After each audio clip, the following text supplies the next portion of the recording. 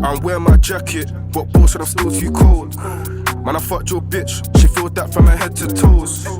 I need this guap, I couldn't care about my wrist and froze. Tryna hit that belly like home, and now your girlfriend wanna whoa, whoa, whoa. Hello, guys, and welcome back to Stay in Place, the podcast. We did say we're going to try and make it a weekly show, and we are back with a bang. Joining me today is a familiar face in Jojo. How are you doing, sir? No, I'm good, man. Everything blessed, man. How's your past week been? Yeah, everything's good. Everything's good. Good. Everything's good. Are you sure? Everything's Like good. nothing happened on the weekend? It's a bit bad. I don't even want to get into the North London derby, man. Yeah, Nah, I don't that want was to the get first into point that. I was going to be talking about in today's show. What happened? Arsenal 2, Bro, Spurs 1. What actually happened? I can't even explain to you. Like, we approached the game wasn't the way we needed to play. Everyone knows that this Arsenal team, the last couple of games they've had, if you press them, it leads them into mistakes. But what do we go and do? We're going to sit back. Only one shot for 30 minutes. Obviously, it went in, but yeah. why we go sit back, and it's happened all season. Like, there's been a reoccurring thing all season. Like, we go every game we go in, we sit back. We can't do it as a team. We don't have the personnel to do it. This isn't the Carvalhos and Terrys that Mourinho had. You get me? So, yeah, man. I think just from the start, Tottenham, they didn't really turn up because Arsenal in the first half, especially the first 15, 20 minutes, they were really pressing you guys. They even had I think Smith Rowe hit the crossbar, and then back in obviously in the second half, they hit the post through Cedric. From the off, I feel like Tottenham just did not turn up, and that's what cost you guys in the end. I know there was obviously you were trying to get a goal at the end, but that intensity should have we should have seen that throughout the whole game, not just towards the latter stages of the game.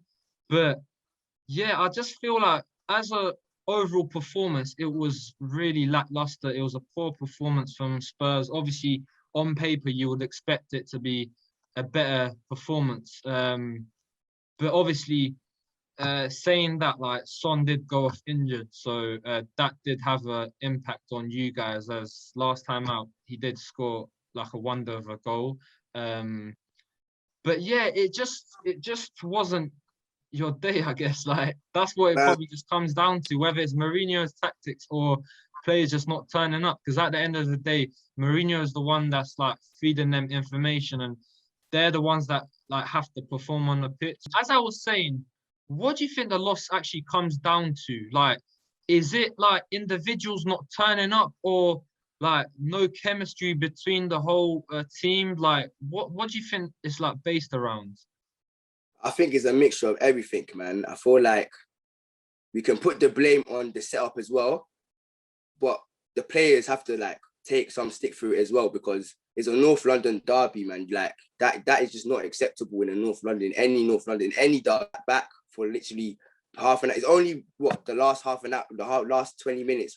We know we need a goal now, so we decide to turn up. It's the whole setup, and it's just really disappointing. And yeah, that's what shocked me the most. It's a North London derby. It's in the name. It's a big game. Players crave to play in these types of matches.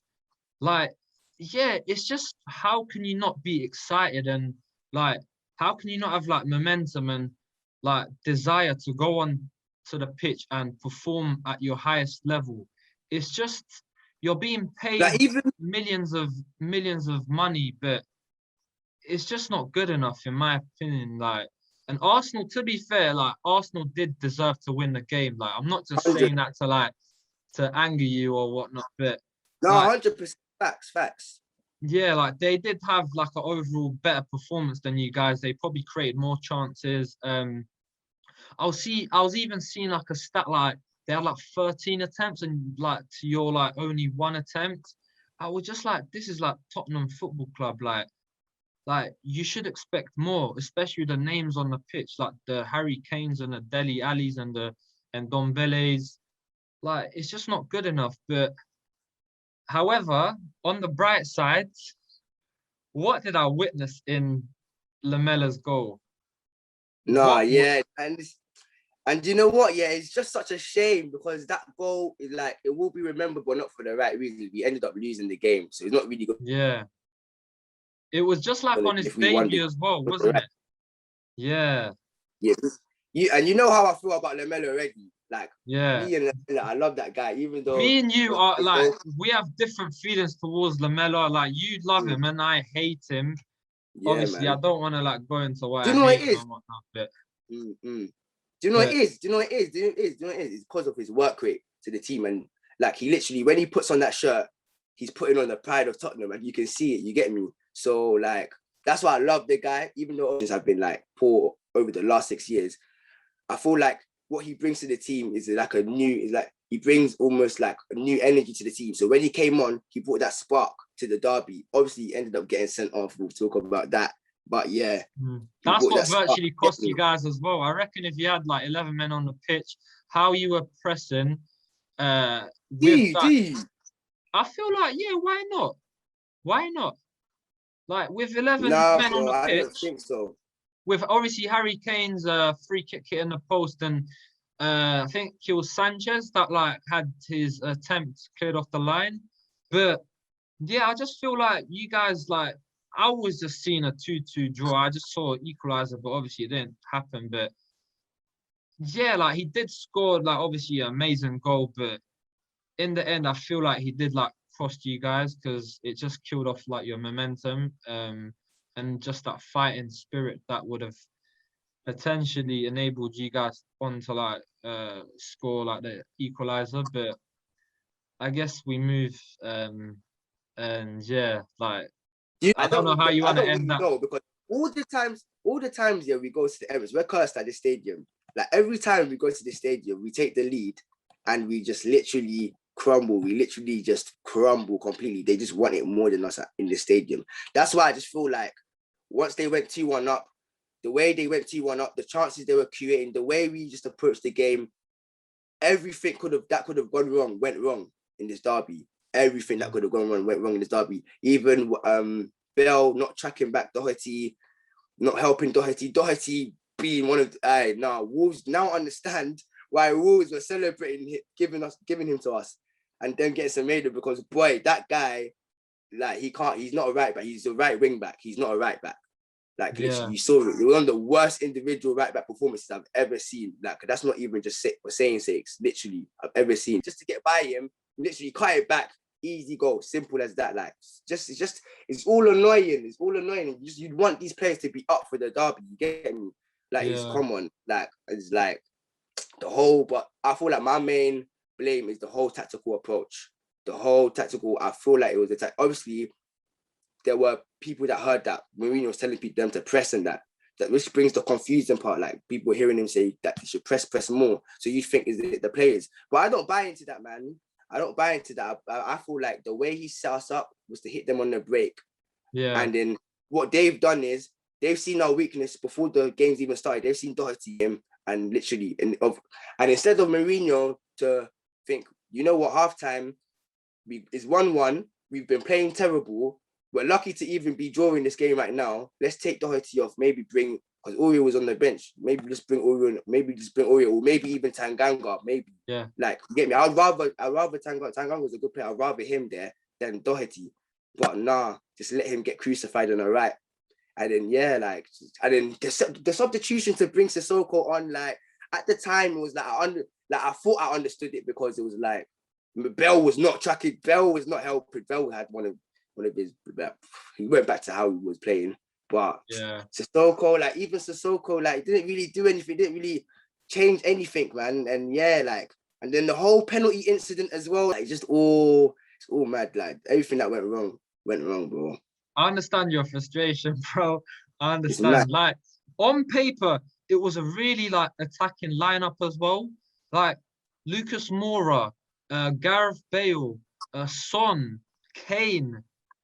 That's like 4 very good strikers on the pitch, but they weren't even the goal scorer though. Lamella, it was Lamella that came off the bench. And you see what I told you? You see what I told you before the game? I wanted Lamella to start. I wanted Lamela to start, but I knew obviously you got sent off in the end. So, but still, I wanted him to start. And it's like when I saw that lineup as well, I was confident. It was giving me more confidence because that's the lineup you want to see. Bar Doherty, that's the lineup you want to see. And obviously, Aubameyang's just been dropped for disciplinary actions. You're thinking, whoa, what's going on there? Imagine like this could affect their team. Just you never know. Like, I'll get back. Come on, like the team that have been leaking so many like easy goals from the back. Literally go and press them. I thought that would be the the tactic. Go and press them. First 10 minutes, let's get at them, let's scare them. But we didn't do that, man. And this is why, where we are. That's what I'm saying. Like going back to the point that you made about Doherty obviously not being a right back, like more of a wing back. That's what I was like telling you during the game, if you remember. Like, why is Sissoko not playing? Because every time Aurier plays, Sissoko usually plays as well. It's because obviously as Aurier likes bombing forward, that like leaves the right back position like exposed. So once he obviously flies forward, Sissoko then picks up that right back position and covers for him while obviously operating as a right centre mid. That's why I feel like obviously playing Ndombele, who's been playing like the cam position for like most of the season, being deployed as a centre mid next to, obviously we know the job Højbjerg does is like a defensive unit, but I just feel like playing Ndombele next to Højbjerg and expecting him to be that holding midfielder was a bad decision. I would have rather seen maybe Sissoko operating in that holding position, and then obviously while like being that engine in the middle of the park, he could also enable him to just help out Aurier or whoever it was. Obviously, it was Doherty playing right back. Like, could have just been a helpful hand. But obviously, it's Mourinho's tactics and decisions at the end of the day. We're just opinions. But moving on, you just like mentioned it earlier, the Aubameyang situation. I still can't get my head around it. Like, obviously, the manager came out and said he's not starting for like disciplinary reasons. But surely, if it's for disciplinary reasons, he shouldn't even be in the squad. Because usually when players get fined or banned, they're not in and around the squad. But obviously, Arsenal can't afford that. Although he didn't play in the game, like Arsenal really and truly can't afford that because he is their best player at the end of the day. Like, what's your like opinion on that? Because I still can't like I said, like it's a bit confusing.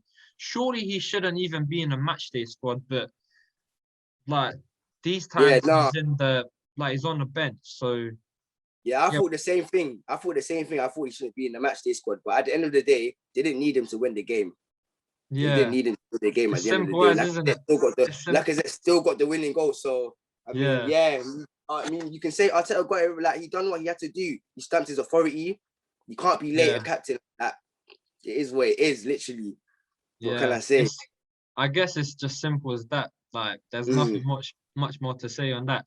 But yeah, we have to obviously mention the team right at the top, City, who are like cruising. Obviously they're 14 points ahead of United, who I'm gonna like get on to in a bit. Like, do you see them like winning the league from this point onwards? Like, no one seems like they're gonna stop them. Obviously they're on like 71 points. Usually back in the day, like around 80 on average, like 84, 85 points would guarantee you the league. And obviously they're not too far away from that. Like, obviously mathematically it's not there yet, but like, do you see anyone stopping them? No chance. No one's stopping Man City. Like right now, they've got the best team, they've got the best squad, they're on a roll. Literally, there was one setback against Man United, but we always going to get back to winning ways. No one is stopping this City team. And I just feel like I'm just interested in next season, like who's going to really try and challenge this team, because this team's always going to be there. This team's always going to be on top. And I don't really want to see them just running away with it like this. But at this moment of time, if none of the big teams are really serious and ambitious to try and win the Premier League, spend incredible amounts to win it. Man City are the only serious ones right now. So right now, the way they're playing as well, that's 100%. But right now, I would say for them, obviously they're definitely focused on the Champions League. But yeah, it's a very good That's squad, what I'm man. saying. That's what I was gonna like get onto. Obviously, my club United, like as we are second at the moment, usually you would think first and second are battling it out, but it don't seem like it's that way because there's still that like gap in between first and second. That's why obviously teams are still talking about who's gonna finish in the top four, who's gonna finish in the second, third, and fourth places. Obviously, if it was closer between the first and second, then there wouldn't be that debate. But obviously, United won on the weekend against West Ham, and obviously, it like I can say like now I can say like it's looking like we're obviously going to finish in the top four, but obviously not sure whether it's going to be second or third. Most likely second. Obviously, that's me being a United fan. But yeah, in the past week, obviously, there was like big news. Although I didn't get a good reaction from like friends and whatnot as I like posted it out there, but finally, what I've been waiting for so long has happened. But you know them things, you know when stuff like when you're waiting for something to happen like from like a long time and it like happens at last, but then when the outcome's there, like you're just like yeah, like not too sure about that. Why I'm saying this is because obviously in the past week United have like hired a football director and a technical director in John Murtough and Darren Fletcher. Oli just bringing his friends, man. Like I said, yeah, it didn't really go down well with United fans, but I feel like the club are heading in the right direction. Obviously, the names aren't really too like out there. Like no one really knows about John Murtough as much as they do about Darren Fletcher, but obviously. The club are obviously trying to stamp down authority and trying to like change the structure of the football club. Obviously, people think the guys that are being deployed are gonna just be focusing on the first team, but it's not like that. It's throughout the whole system. Like obviously, it goes from like the youth to the academy to the first team. Like they're trying to find like a foundation and like a strategy to like see where the club's going to be moving in the next couple of years, and I feel like yeah, I'm happy with the news. It may take a bit of time to like put things in place, but obviously John Murtough has been at the club for over 8 years and he knows Ollie, and obviously we know Darren Fletcher from his playing days at United. I feel like they're going to have a good impact on the club. I don't know how long and when, but... What makes you feel like that, though? Because from my view, this looks like almost like Ollie just literally gathering all his friends, just getting into these roles. It feels like the owners at the top as well are using Ollie and people like Darren Fletcher and all these lot like puppets. Literally, just for me, it just looks like that. Like just using them as puppets so that literally... No, like I don't know. How do you? What do you think? Why do you think it's gonna Obviously, people are gonna have their opinions. People are gonna like criticize and whatnot. But like I was saying, obviously, Ollie needs someone to look up to. At the moment, Ed Woodward isn't that guy. Like he as much as the signings that like Ollie has made like since he's come through the door have been like tremendous and like really good. Like I don't think Ed Woodward's a footballing man. He's just in the game for the money. That's why you need someone that has like football knowledge, and football like in them, like someone that's like passionate about the game. And that's why I feel like even a change like that, like as simple as it sounds, like I feel like it's like very like beneficial for the club and the manager. Obviously, he's gonna have someone to look up to and like ask for like advice and whatnot. And obviously, most importantly, help out with like transfers and transfer targets. Obviously, you have like scouts in different countries and different like areas of the world, but the football of director is going to be the main man, and the technical director are going to be like the main people in coming up with like the final decision. And I feel like their output is like key in what the manager kind of decides as well, and how the manager like obviously like targets like his transfers and whatnot. I mean, I say the puppet thing because like Ollie's not really gonna come out against like, see how Mourinho didn't care. You get me? Mourinho did not care. Like, say what he had to say. Ollie's not really gonna do that. And then it's like, it almost seems like all puppets, but at the same time, the performance is a trophy. The FA Cup would be good as well. It's just a bit weird, man. At United, like, it's like Ollie's. It's all weird. I don't know how it's going. Like, at one moment you think, yeah, and then next moment it's like, yeah, it's like almost you're beating West Ham. You basically secure top 4. It looks like everything is progressing. So it's like, why would you even think, you get me, like nothing's progressing? But then you'd understand why people would think, obviously, Ollie's not really like that experienced in his role. And it's like, obviously, all his friends are coming into different roles in the club, and it's like, back to the top. They want to be winning. I mean, they want to be winning. You get me? They want the top class. They want everyone in each role to be top class at it. You get me? That's what I'm thinking. But I get at the same time why you would understand the process, because like the way it is looking right now, the way it is going, I know the season hasn't finished, but you are in second comfortably. You do look like you're going to get top. You do look like you're going to get top 4. It does look like you're going to beat your points thingy from last year as well. Like your points, how I can't remember how many points you got, but I feel like it does look like right now you're going to beat it. So yeah, it's just very weird. Like, I don't know. It's just so 50-50. I don't know, man. Obviously, the process isn't going to be just as quick as that.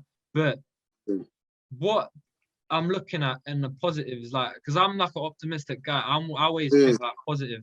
Obviously, the transition from how we were under Mourinho till now, we're in a better place. Obviously, we haven't won like the trophies that we won under Mourinho, but we're just in a brand new place. Like, and that's why I just believe in Ollie and trust in him.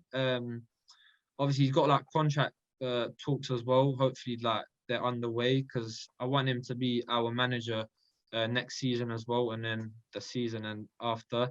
But yeah, I just feel like the club's heading in the right direction. Obviously, at the end of the day, you judge the manager and the players based on the trophies. Let's be real. That's what like players like looking back on their careers like judged on. So like, and Ollie hasn't really done that yet, though. That's the thing. He's got to 4 semi-finals. It hasn't really shown that he's. But you never know. You're still in the FA Cup, though. So you never still know. Got the FA Cup, still got the Europa. So until he wins something, I don't think he's gonna win the fans over. Obviously, there's gonna be people supporting him and people against him, but unless he like accomplishes that, like, yeah, I don't think like fans are gonna be on his side. But yeah, moving on from United, I want to talk a bit about Leicester, Sheffield United, not because of the scoreline, but obviously in the news, we heard that Chris Wilder like left Sheffield United after like 5 years in charge. Obviously, bringing them up from the Championship into the Premier League was a really like good accomplishment. And obviously last season they performed really well. But this season it just hasn't they just haven't like produced those performances that we saw like last season. Wait, did they signings, or did they stick with the same team that finised? They did make a few signings. They bought Ryan Brewster from Liverpool for around 24 million. Yeah. Obviously they just brought in like a couple of other like loan signings. Oh yeah, and the goalkeeper as well from Bournemouth. They brought that guy. Ramsdale and Ampadu in from Chelsea. But yeah, just all now. Do you know what? They've been bad this year though. Like they have been, even when we played them. Yeah, it's just like obviously it just goes to show. It just goes to show like this Premier League is difficult. And it just goes to show the job that Sean Dyche has done at Burnley. Like, Yeah. To keep a team of that stature in this Premier League, like, is not simple at all. And Sheffield United, they're definitely going down this year. Like, just Yeah. it's all a mess there. I'm still annoyed at the fact that United lost to these guys, like at Old Yeah, Trafford as well. Like I'm still bro. burning from that day. Like I haven't recovered from the Spurs loss, but that is equally as bad, like as that loss. But what really took me uh by surprise and like what inspired me was the post-match interview from Iñárritu. I don't know if you've seen it, but he was just like giving Yeah, a yeah. shout out like to all the mothers. Obviously, it was on Mother's Day. Like I was reading an article on him. Obviously, he like lost his mother at the age of 14. So like big shout outs to him. Yeah, no. I don't know if you saw the interview, but yeah, it really touched me. Yeah, no, and I saw something as well. I think he lost his mother on the 14th as well. The actual day, like Yeah. everything, it's just nah. Big him up, man. Like literally, like, nah, all respects to him and all respect to that interview. That interview was touching still. Yeah, and I feel like Leicester have really like given United a good run at like for second place as well. But yeah, let's just see how it plans out in the next couple of weeks. I know internationals coming up as well, but um, yeah, once the Premier League obviously resumes, I feel like it's gonna be very tight at the top, especially obviously in those like top four positions. But yeah, Yeah, moving on, Wolves Liverpool. Obviously, Liverpool won 1-0. Jota got the goal against his former side. Did you watch that game? Like, yeah. I watched it. I watched it. what was your thoughts on that? Like, obviously, Liverpool, like they came from like 6 like consecutive home losses. Mm. I know they won in like the midweek in the Champions League against Leipzig, but do you think like they're finally back, especially with like the new centre backs as well? The partnership of obviously Williams and Kabak. I wouldn't say I don't know if they're finally back, but what I will say is they definitely needed to win that game. They had to win that game. In the game, I mean, 2 minutes in, I thought they should have had a penalty against them.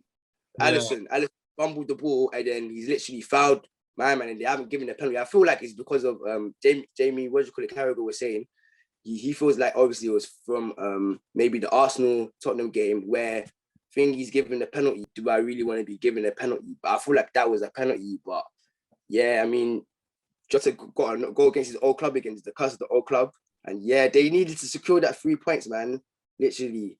yeah, So they need to pick up a run now. Now they need to pick up a run. They need to get Champions League. Like a team of that stature cannot be missing out on the Champions League after what they've done as well in the last couple of years. They need to get Champions League. They need to spring a run of games in or win that Champions League. But yeah, big 3 yeah. points for Liverpool.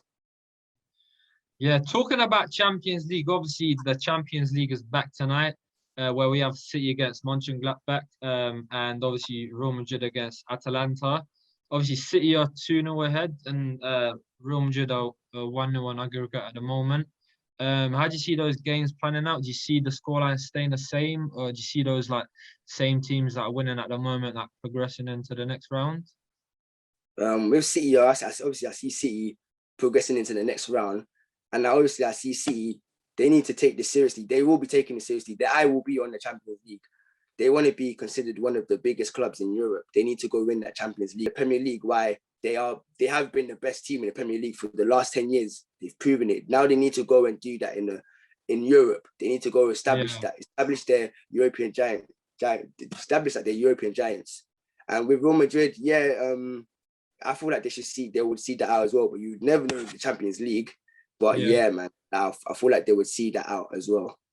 Yeah, as you were saying, obviously City have won like Premier Leagues like back to back. But obviously it's about taking it to the next level, and that next level is obviously winning the Champions League, like Liverpool have obviously shown us in the like recent years. And I don't think City are gonna go down as one of the greatest teams until like they win the Champions League. Obviously, people are talking about Liverpool being the greatest team to ever win the Premier League, but obviously you have to follow it up. You have to back it up. Like obviously, last season is very like completely different to this season. But yeah, I feel like City can really make a name for themselves if they go on to win the competition. And obviously tomorrow's games you have Chelsea, Atletico, and Bayern Lazio. Obviously Chelsea are 1-0 ahead through Giroud's bicycle kick, and obviously Bayern are cruising by 4-1 against Lazio, which is most likely going to stay the same. I don't know. How do you see it planning out? See the Chelsea Atletico, that one is really interesting, man. That one's really, I want to see how Chelsea approach this. Obviously, because Atletico, come on, they're still top of their league, innit? They're still top of the La Liga. Yeah. Yeah. Like they're not no, you get me, but I don't know, man. Like I'm really interested on how both teams approach this game. I don't know if Simeone's gonna he has to go through this. I don't know what time they're gonna go through it, because you know how Simeone likes to play. He doesn't like to sit back a lot. He the way he plays, obviously, he likes to sit back and hit teams on the counter. Yeah. As bad as the way Mourinho and some other managers do it, it's not as bad as the way some other managers do it. But yeah, I'm just interested to see when they do it, when they come out, when you get me, what time, because they're gonna need that goal. They're gonna need an away goal, and then obviously Chelsea not so necessarily, because you know how he's been approaching most of his games. They like to play with the ball. They like to keep the ball. So we just have to see if they can hold their nerves. I don't know. I really don't know what's gonna happen with that game. Yeah, that's what I'm saying. Like, if Atletico were to get the first goal, they may even just sit back, play like a low block, and then like with 2 banks of 4. But yeah, we're just gonna have to wait and see, I guess. Still talking about Europe, I would just want to mention the teams that are playing on Thursday in the Europa League. Obviously, last week's games proved to be like quite intense. Obviously, you had like United, AC Milan scoring like a last-minute equalizer. Obviously, Spurs like cruising through. Arsenal beating them Olympiacos 3-1, and Rangers like drawing. How do you see it planning out? Obviously, I was very frustrated that like we conceded like a last-minute goal. Obviously, they did have a few goals disallowed as well, but I just feel like we are like struggling at the moment to like see out games. Obviously, you saw against Everton as well. Obviously, people can blame Dean Henderson for the error, but yeah, I feel like it's just a overall team performance. Like, but yeah, like he definitely should have saved it though. He definitely should have saved it. I feel like obviously it's straight at him, but yeah, obviously just earlier I found out that Ibrahimovic is back as well for the game. Yeah, that's what I was literally about to say. They were missing players.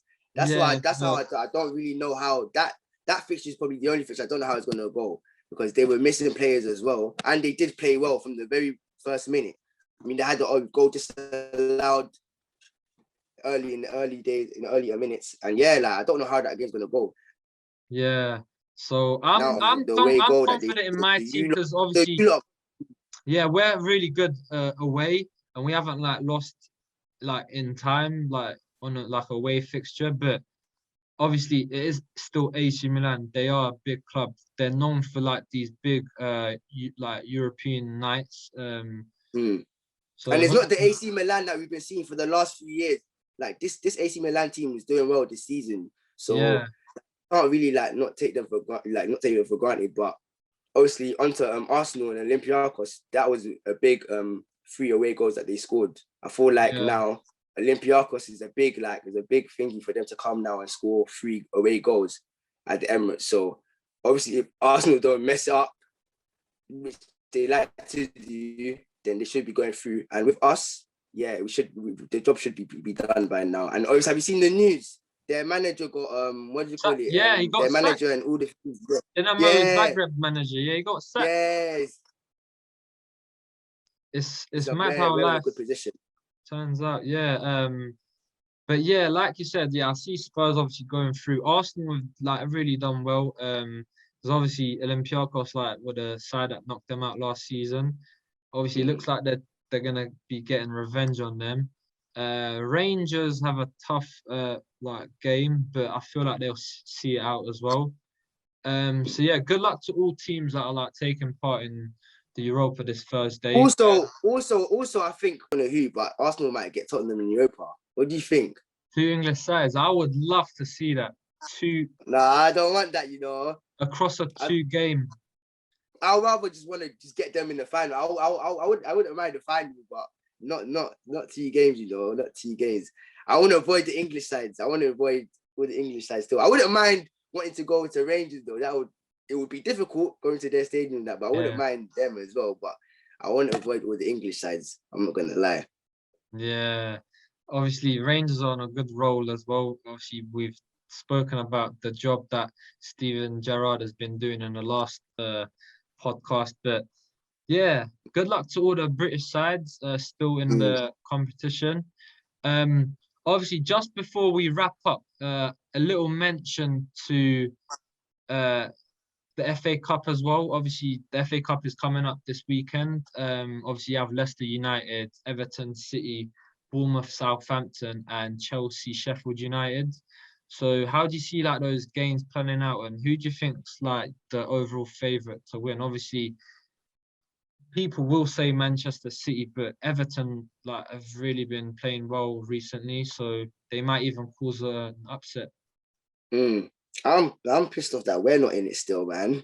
But yeah, like who United got Leicester away? Yeah, Leicester City away. Yeah, that's a tough one. This FA Cup is gonna be it's spicy.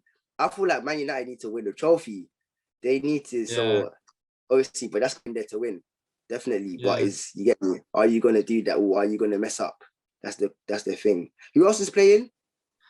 Bournemouth, Southampton. Bournemouth, Southampton. Yeah, and Chelsea, Sheffield United. Oh yeah, Chelsea. Oh yeah, Chelsea. Yeah, Chelsea are. There would be a team to look at that FA Cup as well, because Tuchel would want to. I'm sure Tuchel would want to get his hands on that trophy. So, the tournaments are looking spicy still. I don't know. It looks like the big teams obviously in and around like the fixtures as well. Obviously, the FA Cup, like it is a big trophy at the end of the day, and you can like make a mark for yourself if you do go on to be victorious in the competition. 100%. Now, obviously, for the other teams that aren't around like the Europa League and the Champions League places, winning the FA Cup will mean that you're in the pot for the Europa League. So it will be a very good like cup to win at the end of the day. Obviously, guys, we've come to the end of the podcast. A big shout out to Rui Patricio, who had a very nasty injury against Liverpool yesterday.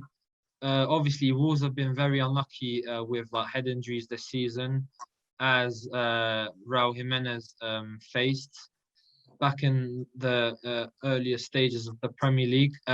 So yeah, hoping a good recovery for him. And yeah, guys, thank you for watching. Obviously, like we did say, we're gonna try and make this like a weekly podcast. And we've kept with our word. So yeah, obviously, thank you to my friend Jojo yet again for taking part in the podcast. And yeah, guys, thank you. Do the usual things like, comment, subscribe, and most importantly, share. We will be back with another episode next week, hopefully. So yeah, in the meantime, peace. I'm wearing my jacket, but bullshit, I'm still too cold. Man, I fucked your bitch, she feel that from her head to toes. I need this guap.